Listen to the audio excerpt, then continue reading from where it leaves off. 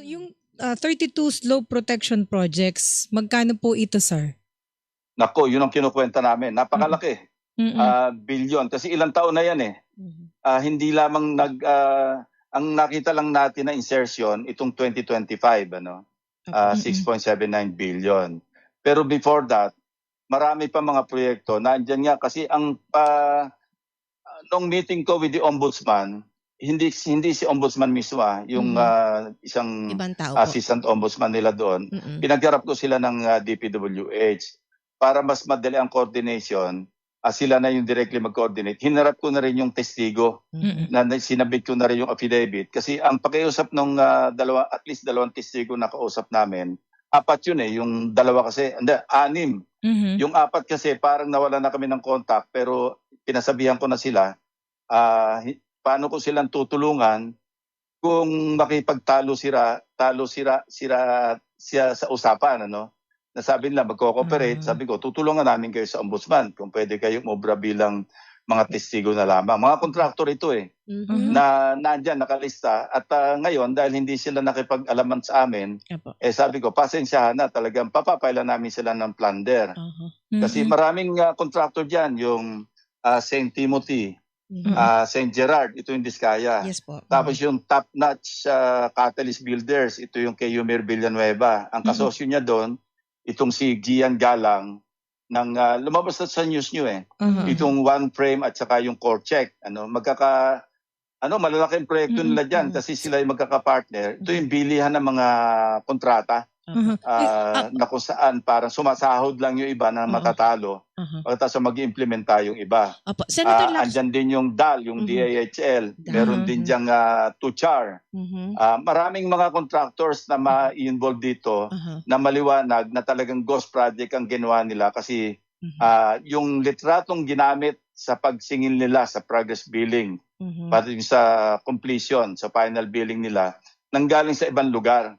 So, alam mo, very simple lang itong, very basic lang yung ating pwedeng sabihin nating conclusion. Kung ginawa mo ng maayos ang iyong proyekto, ba't ka manghihiram o gagamit ng recycled na photo sa isang tatapos ng project, say 2,000 meters away or 2 kilometers away or sa ibang lugar? Yung indication lang yan, maliwanag na ghost yan. Kasi kung hindi ghost, gagamitin mo yung mismong picture na kukunan mo doon sa proyekto mo, di ba? Linawin ko lang din po, Senator Lacson, yung pong binabanggit yung 32 grossly anomalous, lahat po ito ng mga information na ito or documents, kung meron man po kayo, na i-forward yun na po sa Office of the Ombudsman? Yes.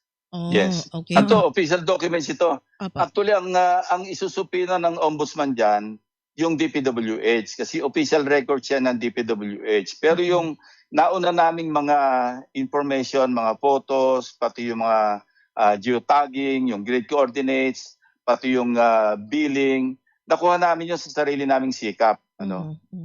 Binalidate lang ito ng DPWH nung nag-meeting sila sa office ko, I think last Wednesday.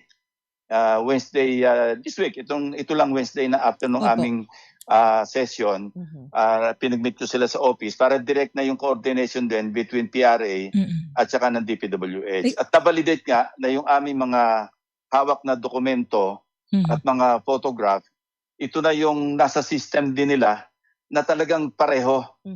Yung iba nga doon, 4 na beses yan ginamit sa isang proyekto ni Recycle. Sir, sabi po ni Senator Alan Cayetano doon sa kanyang sa Facebook live streaming niya, walang ghost doon sa Taguig. Yung mga pinupuna pong mga project ay pinakikinabangan ng lahat, dinadaanan ng lahat. Ang isang proud ang Taguig kasi yung Lakeshore Project, pasyalan yun lalo pagka Pasko.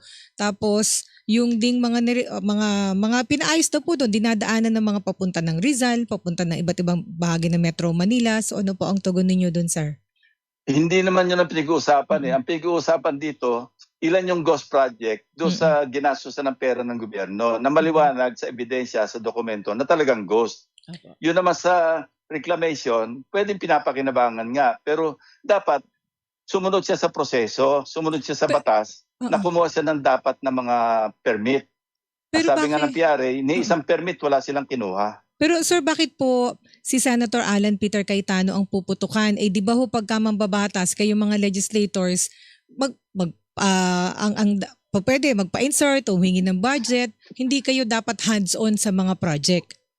Well, sa ombudsman na lang siya magpaliwanag. Mm-mm. Kasi kung dito, balik-taktakan, palitan na salita. Ngayong nasa ombudsman na, at magsisimula na mag-issue ng mga subpoena, kung aabot sa kanya o hindi, siya na yung mag-explain.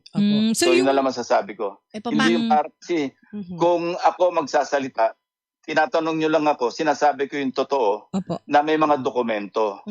Kompleto ang dokumento at ito yung mga official records na nanggaling, official documents na nanggaling mismo sa DPWH at saka sa PRA.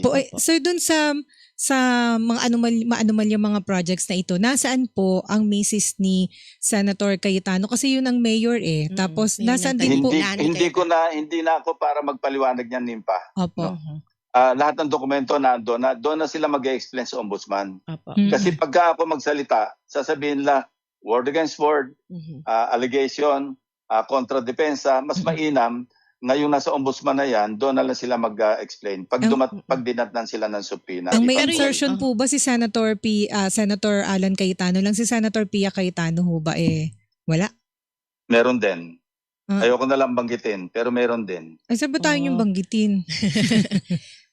Tsaka sa meron din ba doon sa mga record naman yan nasa record naman yan, nasagaan naman yan So sa mga nasilip nyo po, sa mga nasilip nyo po, Senator Lacson, bukod po kay Senator Alan Peter Cayetano, meron din po bang involvement dito si Senator Pia Cayetano? Ayan.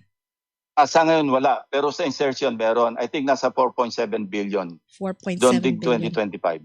4.7 billion, sir. 2025. Projects po para sa Taguig din? O? The insertion, nasagaan. Okay. Hindi pa namin na-check kung ilan doon sa 4.7 billion ang na-implement. Ang maliwanag lang nakita namin sa record, yung kay Senator Alan, out of the 6.7 billion, parang nasa mga 75 million lang ang hindi na-implementa. Lahat implemented. Napunta dyan sa, hindi ko alam kung meron pa ibang napuntahan yon, pero karamihan dyan sa Taguig. Tapos yun nga, kaya lumawak na lumawak yung reclamation kasi nga, pinapalabas na slow protection at saka flood mitigation, pero wala naman nangyayari talagang slow protection kasi wala namang slope ang reclamation di ba? Pag tinambakan mo yung Laguna Lake, ano epekto niyan? May ecological impact yan environmental impact kasi nga siyempre tinakpan mo yung portion ng lake, may pagkabaharin niya, magkakabaharin diyan. So yun na lang. Abangan na lang yung gagawin ng ombudsman kasi naandun na. Pati yung affidavits ng witnesses na sinasabi ko. Kasi ito nga rin isang dahilan. Nakiusap yung mga testigo na kung pwedeng sa halip na public hearing, dumiretso na rin sila sa ombudsman. Ngayon, kung ipapatawag sila, ayoko rin kasi kaya pumayag din ako kay Senator Erwin na i-defer na muna yung public hearing dyan. Kasi nga, baka ma-expose prematurely yung mga testigo. Ma-expose din ma-expose din to harassment. Sir, ano ko lang yung sa kay Senator Cayetano, yung 4.7 billion na insertion niya po ay for Taguig. 6.7 billion. I mean, 6.7 kay Senator Alan, kay Senator Pia po. 4.7 kay Senator Pia. Oo, Taguig. 4.7. Yun na nasa naman sa record. Opo, Taguig po yung 4.7 billion. Hindi ko alam kung Taguig. Okay. Kung lahat Taguig. Pero basta yun lang, hindi pa namin nahimay yun. Ang nahimay lang namin, yung kay Senator Alan. Opo. Yes, yung pong balikan ko lang At po wala naman nagpapakita na may mga proyekto si Senator Pia para sa flood control na anomalya. Walang showing na gano'n kasi hindi pa namin na didetalye yon. Ito na lang po, Senator Lacson, kasi syempre may mga nagsasabi masyadong maingay si Senator Lacson, parang laging dinidiin si Senator Alan Peter Cayetano. Paano niyo po sasagutin yung gano'n? Ako, nagpapaliwanag lang ako. Pag nagpe-Facebook siya, siyempre, sasagot ako. At saka tinatanong niyo ako, siyempre, sasagot ako. Hindi naman ako yung tulad ng iba na puro no comment. Kilala niyo naman ako at hindi ako magsasalita nang wala akong basihan. Sir, isa na lang po yung sa punto na to. Sige, go. may sinabi rin kasi Senator Alan dun sa investigasyon ninyo. Ang style nyo daw po kasi may kasamang pananakot. Lahat daw po nung matapang daw kayo magpa-imbestiga kasi kakampi ninyo lahat. Ayun po, sa Campesino. Yun ang sabi niya. Pero hindi totoo yan. Ano? Pag nag-imbestiga ako, hindi ako nananakot. Nagko-convince ako kung sino yung gustong o mag-voluntary na mag-testify. Makukumba sa pananakot yung mga testigo. Magpakita nga siya na meron akong tinakot na testigo. Tsaka pati ombudsman, matatakot yung ombudsman. Matatakot ba sa akin yung ombudsman? Naniniwala lang sila kasi dokumento ang sinasabit ko, hindi salita.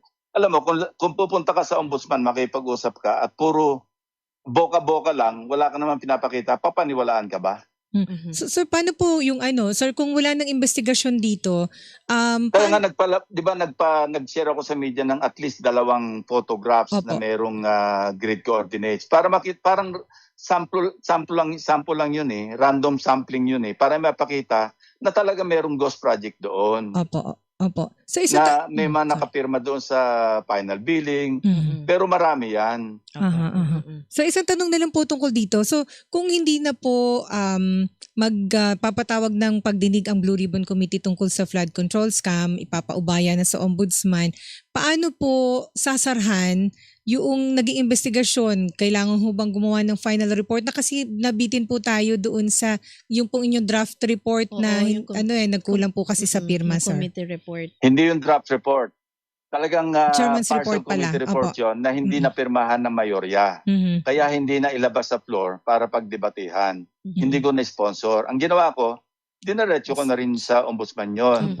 So nandun na lahat yung records ng sa iba't ibang lugar na nasaklaw ng investigasyon. Bulacan, Occidental Mindoro, etc.